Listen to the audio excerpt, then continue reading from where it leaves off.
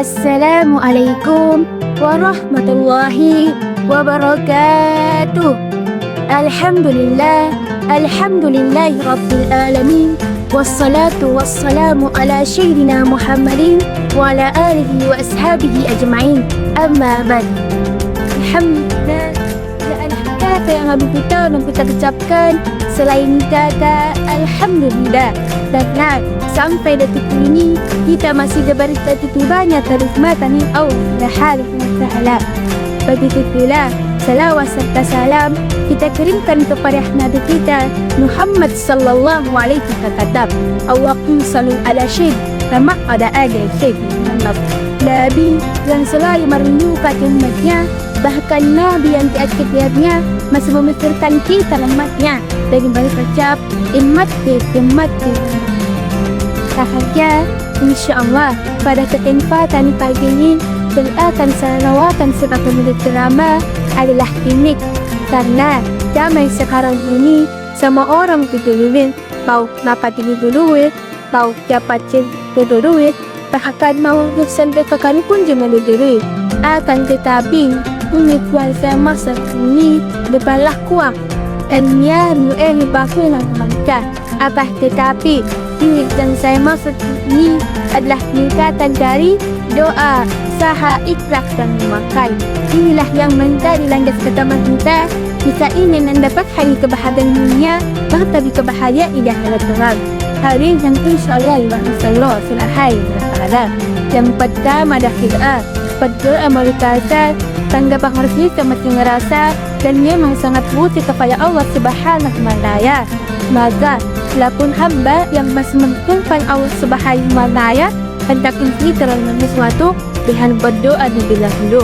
Sebagaimana firman Allah Subhanahu wa Ta'ala dalam Al-Quran surah ayat 60. A'udzu billahi minasyaitonir rajim. Wa qala rabbukum ud'uni astajib lakum. Kata Allah, berdoalah kepadaku, pasti aku akan mengabulkan setiap permohonanmu.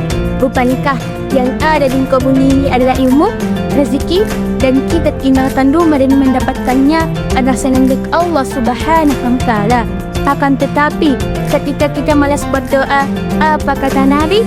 Malam nida Allah Ta'ala yaktuba alaih.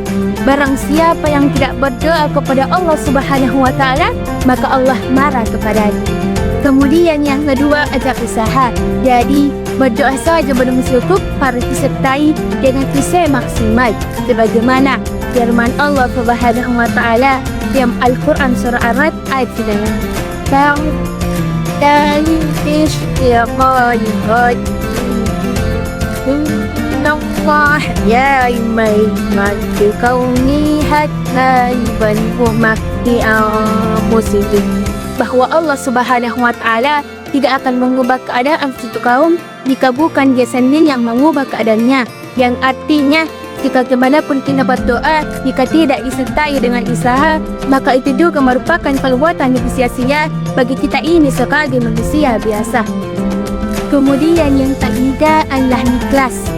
Doa kita sudah baik, dan pula usaha kita juga sudah maksimal, maka yang selanjutnya adalah keikhlasan. Karena keikhlasan atau niat dalam hati kita bisa menunjukkan hasil yang kita dapat dari usaha kita. Sebagaimana hadis Rasulullah sallallahu alaihi wasallam yang sangat terkenal dan diriwayatkan oleh Imam Bukhari dan Muslim. Innamal a'malu binniyati wa innamal likulli man nawa. Sungguhnya amal kita tergantung dari niatnya dan seseorang hanya mendapatkan sesuai dengan niat. Kemudian yang terakhir adalah tawakal. Setelah berdoa dan berusaha dibarengi dengan keikhlasan, maka yang selanjutnya adalah berserah diri kepada Allah Subhanahu wa Ta'ala. Karena kita manusia hanya bisa berusaha semaksimal mungkin, akan tetapi Allah lah yang menentukan hatinya. Jadi kita baru bisa memastikan apakah usaha kita sebagai bekal kita menuju surganya Allah Subhanahu wa Ta'ala. Akan tetapi Allah berkata, A'udzubillahi minasyaitonir rajim.